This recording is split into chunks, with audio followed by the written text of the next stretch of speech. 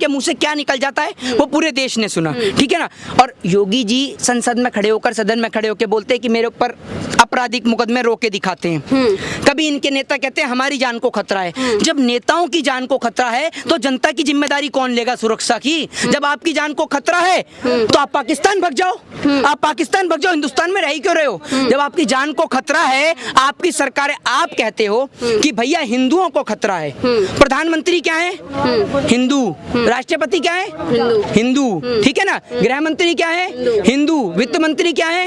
हिंदू, ठीक है ना। और तमाम बड़े बड़े नेता, रक्षा मंत्री सब क्या है? क्या है? हिंदू। और फिर भी खतरे में क्या है? हिंदू। तो ऐसे नेताओं को कहाँ चले जाना चाहिए? पाकिस्तान। समझ रहे? जो हिंदुओं को सुरक्षित नहीं कर पा रहे और क्या दिखाते हैं? हिंदू मुस्लिम। जब आपकी सरकार है, सत्ता है आपकी और आपको खतरा है, जिसको इस देश में खतरा है, पाकिस्तान चले जाओ, है ना। इनको आपको एक बात बता दूं, कोई हिंदू खतरे में नहीं है, कोई मुस्लिम खतरे में नहीं है। लोगों का रोजगार खतरे में है, नौकरी खतरे में, रोटी कपड़ा और मकान खतरे में है। और रोटी कपड़ा और मकान के मुद्दे से डाइवर्ट करने के लिए सरकार कहती है हिंदू खतरे में है। बंगाल का हिंदू आज खतरे से बाहर है क्या? आज नहीं बोलते गृह मंत्री। क्यों नहीं बोलते? क्योंकि बंगाल में सत्ता नहीं बनी। बिहार के अंदर हिंदू रोटी के लिए मर रहा है, उसके लिए नहीं बोलते। बताइए ना।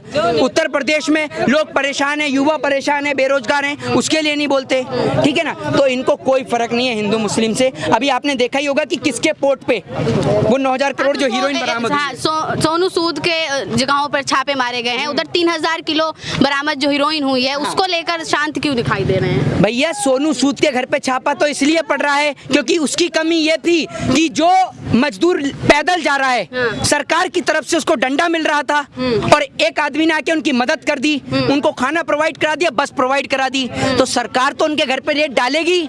और वही आदमी अगर बीजेपी को ज्वाइन कर लेता और वहीं पे अपनी बस की जगह पे बीजेपी का फोटो लगा देता, मोदी जी का फोटो लगा देता, तो उसके घर पे रेड नहीं पड़ती, उसके तो फूलों की माला से स्वागत होता। तो जो इनके खिलाफ में बोले उसके घर पे रेड होती है। नहीं करने देंगे, बिल्कुल नहीं करने दे रहे। यही तो लोकतंत्र की आजादी छीनने। जो इनके खिलाफ में बोले, इनके खिलाफत में बोले, उसके घर पे रेड मारते हैं, है ना। हमारे घर पे मारिए रेड, क्या करेंगे आप? गोली मारेंगे? हैं? ये आपका पैदाइशी काम है। आपकी नाम गोली से डरते हैं ना, आपके लाठी और डंडे से डरते हैं ना, आपकी जेलों से डरते हैं। क्योंकि हम इस देश के अंदर सावरकर को नहीं, हम इस देश के अंदर भगत सिंह, राजगुरु और सुखदेव को मानते हैं। आप जैसे गद्दारों को नहीं, जिन्होंने इस देश के खातिर जो है भारत माँ को आजाद कराने के खातिर इन लोगों का कोई योगदान नहीं रहा।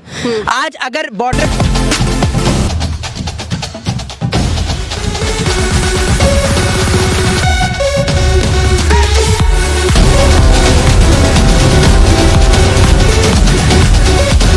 करके लोगों को पेश किया है।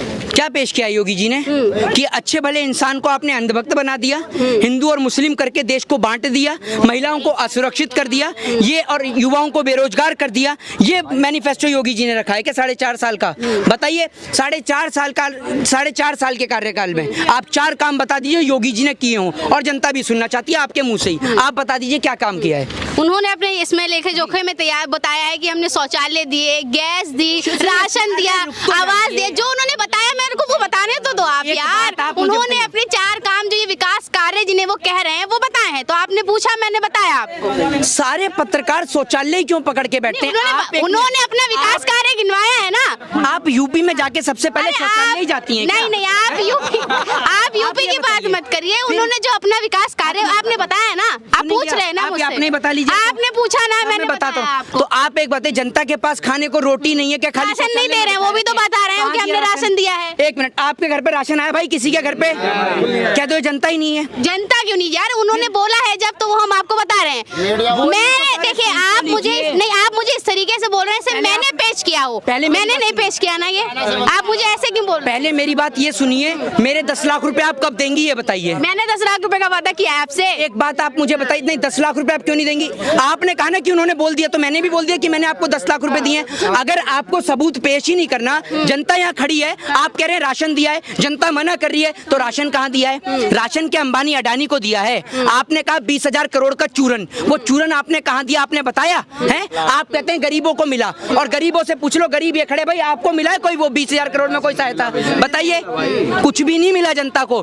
जनता को सिर्फ पागल बनाया है, और प्रधानमंत्री जी मोदी ने भाइयों और बहनों करके, सब भाइयों और बहनों को बर्बाद करने का काम प्रधानमंत्री नरेंद्र मोदी ने किया है और योगी आदित्यनाथ ने किया है। हिंदू और मुस्लिम का मुद्दा इन्हों का एक पुराना मुद्दा है, जिसके कारण डिवाइड एंड रूल के कारण अंग्रेजों ने इस देश की कुर्सी कायम करी, उसी पर ये चल रहे हैं, और जिस कारण इन्होंने भी कुर्सी को हासिल किया है। तो सीएम योगी को तो प्रधानमंत्री के तौर पे लोग प्रोजेक्ट कर रहे हैं। कौन से लोग प्रोजेक्ट कर रहे हैं? कौन से लोग प्रोजेक्ट कर रहे हैं? उन लोगों की बात कर रही हैं जिनको ये भी नहीं पता कि जो ऐप के जरिए बारिश को डाइवर्ट कर रहे हैं। एक सुन लीजिए, एक बीजेपी के नेता की आप कह रही ना, हम ऐसे नहीं कहते कि गाय को राष्ट्रीय पशु अगर आप घोषित कर रहे हैं तो अंधभक्तों को राष्ट्रीय गधा घोषित कर दीजिए। उसके पीछे कारण है। अंधभक्तों को राष्ट्रीय गधा घोषित करने का कारण ये है कि बीजेपी का एक नेता बयान देता है कि एक ऐसा ऐप आ गया है कि कहीं पे अगर ज्यादा बारिश हो रही हो तो उसे कम कर दिया जाए। एक आरएसएस के नेता बताते हैं कि भीख मांगना भी रोजगार है। अगर भीख मांगना भी रोजगार है तो अमित शाह के बेटे जो जय शाह हैं वो भी भीख मांगे, बीसीसीआई में सचिव क्यों बने हुए हैं? आपको एक बात बता दूं कि प्रधानमंत्री नरेंद्र मोदी जी की डिग्री पे, प्रधानमंत्री मोदी जी की डिग्री पे, और जय शाह अमित शाह के बेटे जैसा की अंग्रेजी पे कोई भी सवाल खड़े नहीं करेगा। और भारतीय जनता पार्टी कितनी हिंदुत्व की सरकार है ये पूरा देश जानता है।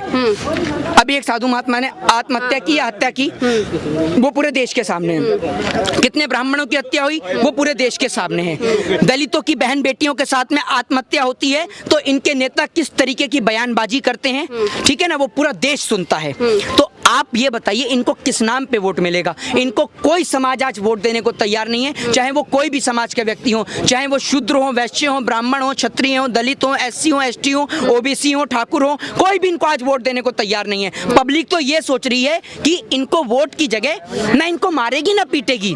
वो जो पुराने जूतों की माला तैयार करके रखी है ना, वो तैयार रखे गेट पे टांग के। जो यात्रा निकालेंगे उसमें आशीर्वाद कैसे देगी जनता? जो आशीर्वाद यात्रा निकाल रही है भाजपा, उसमें आशीर्वाद ऐसे मिलेगा। आशीर्वाद कैसे मिलता है? आशीर्वाद जब आप पैर छूते हैं तब आपको सर पे हाथ रख के मिलता है ना। अब की बार इनके नेता पैर जरूर छुएंगे, लेकिन आशीर्वाद के तौर पर अब की बार फूल की माला नहीं, जूते की माला गले में अर्पण की जाएगी। तो जो माला पहनाना जरूरी है, माला पहनानी चाहिए, स्वागत करना तो इनके लिए सर्वोपरि है। और उस जूते की माला के साथ में इनको फोटो खिंचवाने का बहुत शौक है, तो जूतों की माला पहनाते हुए अब की बार फोटो खींचेगी जनता, और वो भी नेताजी की। अब की बार पहली बार देश के इतिहास में नेताजी की फोटो पर जूते की माला आपको नजर आएगी, समझ रहे ना? हाँ। अच्छा, सीएम योगी मुख्यमंत्री पद एक बड़ा पद होता है, लेकिन बड़े बड़े बैनरों पे वो बंगाल का हाईवे दिखा रहे हैं, अमेरिका की कंपनी दिखा रहे हैं, उस पे लोग चुटकी भी ले रहे हैं। तो इतने बड़े पद पे होते हुए इस तरह की हरकत, इस तरह के पद पर रहते हुए इस तरीके की हरकत, आप ये देखिए किस तरीके की हरकत इन्होंने नहीं करी है।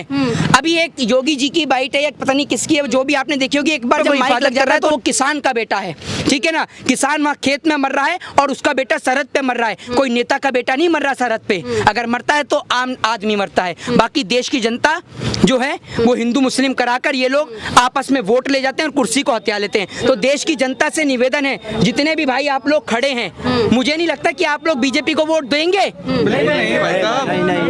ये देखिए किसी कीमत पे नहीं देंगे, ठीक है ना। और हाँ, ये देख लीजिए जनता साहब कह रही है अब की बार लाना ही नहीं है, और वोट तो दूर की बात भीख भी नहीं देंगे इन्हें। तो ये बात तैयार रहेगा कि मोदी जी जैसे कह देते हैं ना कि मैंने भीख मांगी है, तो अब की बार जनता मना करिए, भीख देंगे इन्हें? भीख भी नहीं देंगे। झोला उठा के चले जाएंगे मोदी जी। तो झोला उठा के जाएंगे कहाँ? जाएंगे कहाँ? झोला उठा के जाके दिखाएं जरा, हैं? तो अभी तो भेजने की बात कर रहे हैं, अब जाने भी नहीं देंगे झोला उठा के। तो झोला काहे को, खाली हाथ जाएंगे ना।